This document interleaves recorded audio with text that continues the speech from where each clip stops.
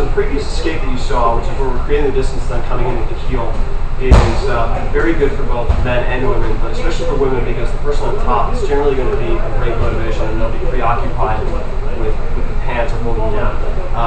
Another alternative for men especially who are going to be assaulted like this is what Dave's going to show us now.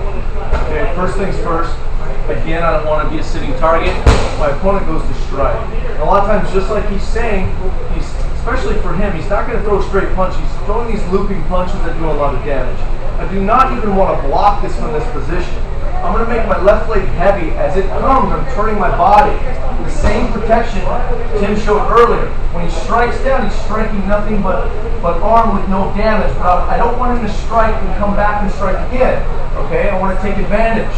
So again, my legs closed, look, heavy with this leg. I'm going to turn my hips.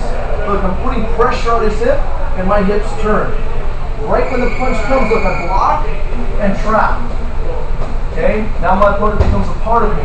My elbow comes over, trap, okay, thumb over, fingers in, I'm going to control this arm. And at the same time, my hand's going to push pressure here.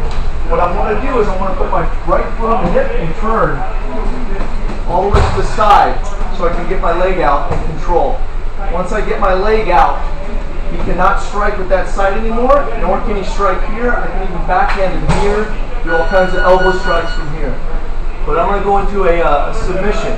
Once my leg is caught right here, nice and tight between the shoulder and his head, my left foot, it's time to put that foot on the hip now. I'm going to turn my body to the other side.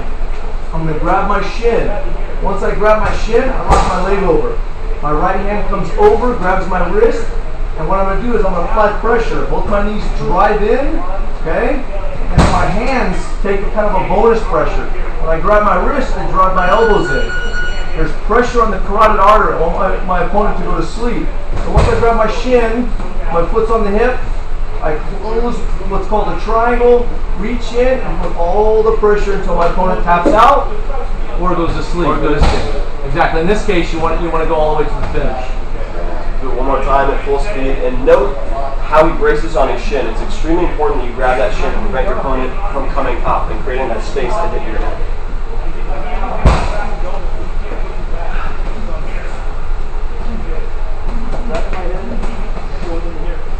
And you go to sleep, better than an armbar.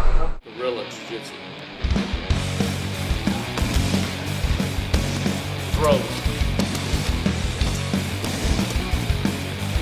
Throws into submission.